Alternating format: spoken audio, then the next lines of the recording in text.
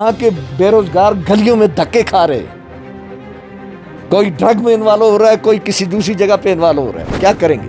पेट की आग किस तरीके से बुझाएंगे? और अब ये कहें कि अभी बिजनेस रूल आएगा, अभी वो आएगा, खम आएगा, सराई आएगी, तब जाम आएगा। चीफ मिनिस्टर को एक हवालदार धक्का दे रहा है। आप खुद अंदाजा लगाइए हम कहां से कहां तक पहुंच गए। लेकिन फारूक साहब के साथ निभ सकती थी। फारूक साहब के अंदर वो कैपेसिटी है, तलख बात भी वो बर्दाश्त कर सकते हैं। लेकिन फर्जंद अर्जुमन जो हैं, इनको पार्टी विरासत में मिली है। की बात उससे फिर ये अखज़ किया जाए कि नेशनल कॉन्फ्रेंस में आप जो फैसला चाहते हैं वो डॉक्टर साहब के मुताबिक। डॉक्टर साहब, मैं नेशनल कॉन्फ्रेंस उनके अंदर की बात का तो मुझे इल्मियत नहीं है। नेशनल कॉन्फ्रेंस ने आपको दरकिनार कर जिस शख्स का इंतखाब किया और अवाम ने जिस शख्स पर भरोसा जताया, आज वो अवाम क्या खुश है? आपने जब हुमायत दी तो आपने पीपल्स कॉन्फ्रेंस को हुमायत दी इंतखाबात के दौरान, लेकिन पार्टी ज्वाइन करने की बात आई तो पीडीपी का इंतखाब ही क्यों? देखिए, पीडीपी 90 की दहाई में जब आपने पॉलिटिक्स का रुख इख्तियार किया, क्या महरुकात रहे उन चीज़ों में ना जाते हुए? मौजूदा क़यादत की अगर हम बात करें, दो बड़े मसाइल थे, चूँकि आप पहाड़ी तबके से भी आते हैं कि पहाड़ियों को एसटी का दर्जा दिया जाए। दूसरा बड़ा मसला था कि साधना टनल का होना चाहिए। दोनों चीज़ें जिस पार्टी ने की, पहाड़ी लोग उसका साथ नहीं। मैं ये कहता हूँ कि दैनिक सवेरा की सहम पेशकश में आपका खैर मकदम नाजरीन। इस वक्त फ्रेम में हमारे साथ कफील रहमान हैं, किसी तारुफ के मोहताज नहीं हैं। नेशनल कॉन्फ्रेंस की टिकट पर करना से 3 मरतबा MLA रह चुके हैं। अलावा अजीम पार्टी में कई आला ओहदों पर भी आप फाइज रहे हैं और हाल ही में इन्होंने नेशनल कॉन्फ्रेंस को खैराबाद कहकर पीपल्स डेमोक्रेटिक पार्टी में शमूलियत अख्तियार की। मजीद इस ताल्लुक से इनसे बात करेंगे। कफील साहब, सबसे पहले तो वक्त देने के लिए शुक्रिया। आपने जब पार्टी का दामन थामा, एक बात आपने कही कि मैं दल बदली करने वाला शख्स नहीं हूँ, मुझे पार्टी से निकाला गया। देखिए, एक होती है असूल की बात। हमने अल्लाह के फजल से असूल वाली ज़िंदगी गुजारी है। ऐसी ज़िंदगी जिस पे कम से कम और किसी की बात चले या ना चले, लेकिन मुझे अपने दिल में और अपने ज़हन में एक पूरा इत्मीनान है कि अल्लाह के फजल से हमने बहुत असूल पे मबनी ज़िंदगी गुजारी है।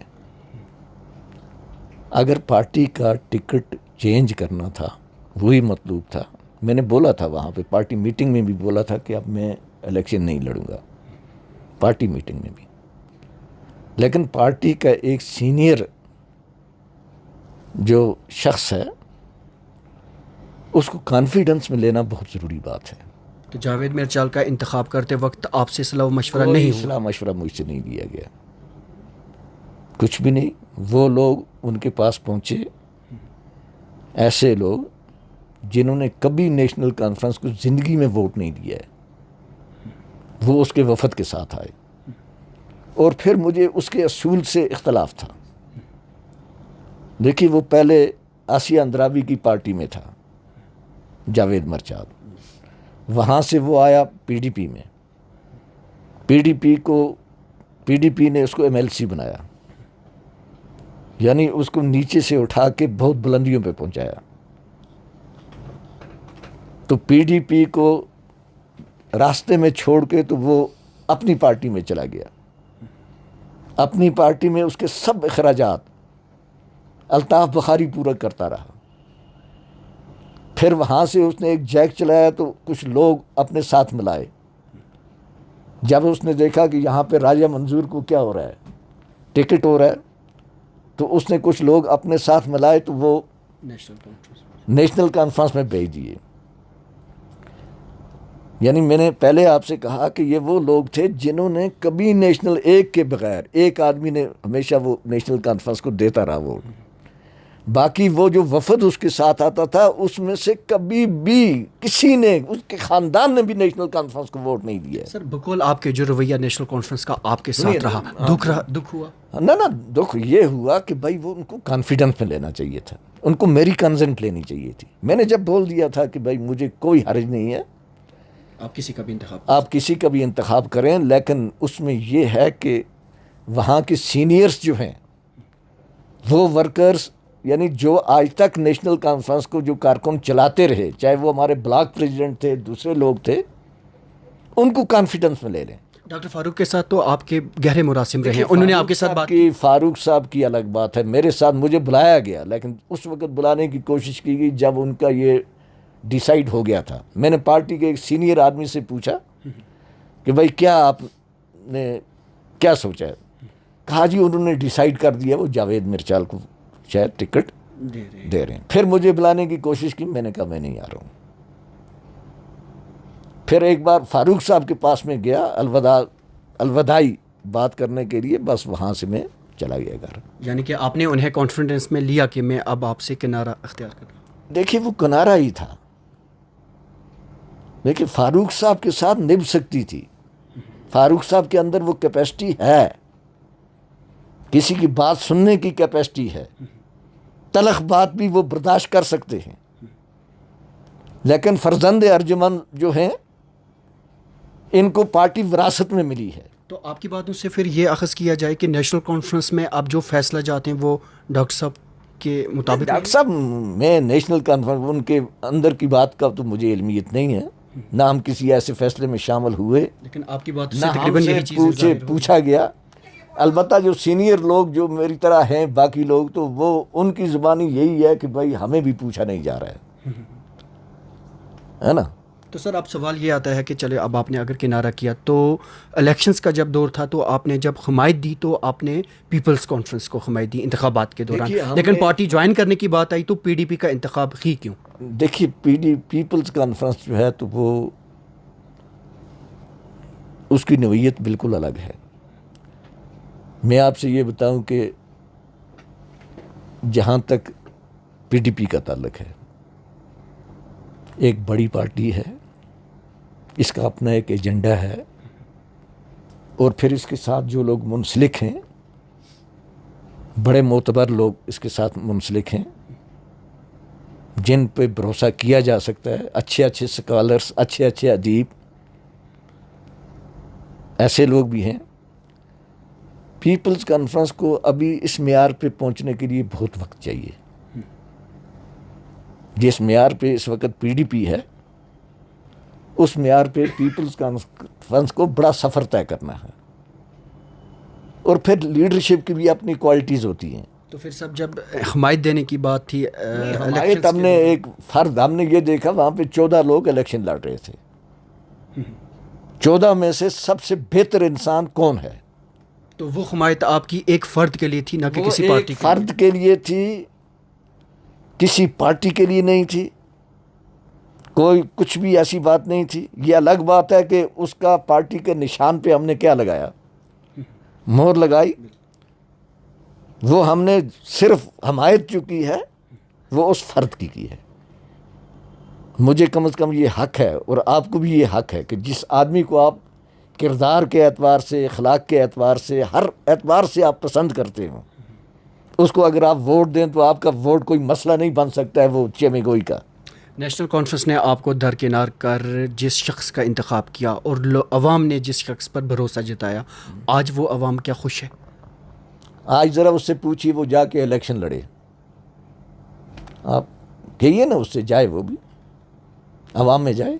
वादे तो बहुत किए गए थे, वादे तो उस पार्टी ने भी किए, उसने भी किए, बहुत कुछ हुआ। जब उमर अब्दुल्ला वहाँ पे गए थे, उन्होंने ज़मीन को आसमान से मिला दिया। मेरे ख़्याल में उस वक़्त हर आदमी ये सोचता था कि मेरी परवाज़ तो बहुत ऊंचे होने वाली है। वादे करने में इनका कोई सानी नहीं है, कोई कश्मीर में वादा करने में इनका मुकाबला नहीं कर सकता है। ये अलग बात है कि कितने वादे वफा हुए, कुछ भी नहीं हुआ और ना कुछ होगा। कौन गैस मुफ्त देगा सिलेंडर? ना कौन राशन को डाउन करेगा? कौन इतनी बेरोजगारी के लिए क्या यहां से डीजी जाएगा तो वहां पे क्या करेगा? सबको कद देख के भर्ती करेगा। वादे तो करते, अब वादों पे एक बार फिर इन्होंने बेवकूफ बना दिया वहां के लोगों को। वोट तो उस पे मिला है, आप फेस करें। जी जी जी, ये कहते हैं ना सर कि बिजनेस रूल्स अभी तक मुतय्यन नहीं हो पाए हैं, एलजी की जानिब से उन पर बहुत सबत नहीं हुई, इसकी वजह से तो काम करने में इनको इक़्तिदार उस वक्त लेना चाहिए था जब बिजनेस रूल्स क्या हो जाते। इन्होंने पहले क्यों झपटा मारा इक़्तिदार पे? ना पहले इन्होंने ये सब जो कुछ भी ये कलादा था उठा के अपने गले में डाला, फिर बिजनेस रूल की बात की। क्या मंतक है इसमें? ये तो कोई मेरी या आपकी बात नहीं है ना, ये तो इन्होंने ही सब कुछ किया है ना, खुद ही अपने गले में एक ऐसी चीज डाल दी जिसका ना कोई इख्तियार है। यानी चीफ मिनिस्टर को एक हवालदार धक्का दे रहा है। आप खुद अंदाजा लगाइए हम कहां से कहां तक पहुंच गए। देखा नहीं आपने पिछली बार? ये खुद इन्होंने ये मुसीबत अपने गले में ये तो खुद डाला है। अब कौन को क्या कहेंगे कि भाई ये मजबूरी थी हमारी? हाँ, मजबूरी इनकी यही थी कि इक़्तिदार मिल गया, बस तनख्वाह मिल गई, बड़ी बात है। सर, आपकी कॉन्स्टिट्यूंसी इंतहाई अहमियत की हामिल है, सरहदी इलाका है, मौसम सरमा के दौरान कट कर रह जाता है। क्या कुछ ज़्यादा मसाइल और मुश्किलात अभी हैं जिन्हें दूर करने की अशद ज़रूरत है? देखिए, मुश्किलात वहाँ पे इस वक्त जो हैं तो वो मेरे ख्याल में अगर हम शुमार करेंगे वो शुमार ही नहीं हो सकते। मैंने अभी बात कर रहा था मैं कि भाई वहाँ के मज़दूर को आज 10 रुपये की मजदूरी अवेलेबल नहीं है। वहाँ के ठेकेदार जो हैं, कॉन्ट्रैक्टर्स जो हैं, उनकी पेमेंट्स लैप्स हो चुकी हैं, काम करके उनको पैसा नहीं मिल रहा है। वहाँ के बेरोजगार गलियों में धक्के खा रहे हैं, कोई ड्रग में इन्वॉल्व हो रहा है, कोई किसी दूसरी जगह पे इन्वॉल्व हो रहा है। क्या करेंगे? पेट की आग किस तरीके से बुझाएंगे? और अब ये कहें कि अभी बिजनेस रूल आएगा, अभी वो आएगा, खम आएगा, सराई आएगी, तब जाम आएगा। पहले सोचना चाहिए था ये। अब काबिल कबूल इनका कोई भी बहाना मेरे ख्याल में कौम कबूल करने के लिए तैयार नहीं है। किया क्या इस वक्त? एक चीज मुझे ये बता दें, 1 साल होने वाला है, 1 साल में क्या हुआ है? सर, आखिरी सवाल। SSRB की पोस्टें निकलती हैं तो ये साथ में अपना फोटो लगाते हैं। नहीं, आपका वादा तो दूसरा था, आप यहां पे अपना फोटो क्या लगा रहे हैं? करना नहीं चाहते। सर, मेरा आखिरी सवाल आपसे रहेगा। 90 की दहाई में जब आपने पॉलिटिक्स का रुख इख्तियार किया, क्या महरुकात रहे उन चीज़ों में ना जाते हुए? मौजूदा क़यादत की अगर हम बात करें, 2 बड़े मसाइल थे, चूँकि आप पहाड़ी तबके से भी आते हैं, कि पहाड़ियों को ST का दर्जा दिया जाए। दूसरा बड़ा मसला था कि साधना टनल का होना चाहिए। दोनों चीज़ें जिस पार्टी ने की, पहाड़ी लोग उसका साथ नहीं। मैं ये कहता हूँ कि पूरे पहाड़ीज़ को, जम्मू कश्मीर की जितने भी पहाड़ीज़ हैं, उनको बीजेपी का शुक्रिया अदा करना चाहिए। और करनाल के लोगों को बिलखसूस जो उन्होंने टनल वहाँ पे क्या कर दिया, दे दिया, गो कि उसकी स्ट्रेटेजिक हैसियत भी है, सब कुछ है, लेकिन उसके बावजूद भी हमें उनका शुक्रिया अदा करना चाहिए। बहुत बड़ी हमारी डिमांड जिसके लिए हम चीख रहे थे पिछले 30 साल 40 साल, और उस वक्त भी जब मैं पॉलिटिक्स में आया था तो ये एक बर्निंग डिमांड थी, यही एक मंशूर लेके हम आए थे। बहुत हुकूमतें हमने देखी, लेकिन एक हुकूमत ने आखिर हमारी ये दोनों डिमांड्स क्या कर दी, फुलफिल कर दी। हमें उनका शुक्रिया अदा करना चाहिए। तो अवाम के लिए कोई मैसेज? अवाम के लिए बस अल्लाह ताला सबको सलामत रखे। अभी देखते जाइए आगे आगे क्या होता है। चलिए, बहुत बहुत शुक्रिया सर बात करने। सब्र रखें, तहम्मुल रखें, बुर्दबारी रखें, और क्या है, सब्र रखें, तहम्मुल रखें, बर्दबारी रखें। बात कर रहे थे कफीलुर रहमान, साबिका MLA करना। दैनिक सवेरा के लिए और इंतज़ार करें, और इंतज़ार भी करें। दैनिक सवेरा के लिए श्रीनगर से कैमरामैन यसफ खान के साथ मैं ज़ुबैर कुरैशी।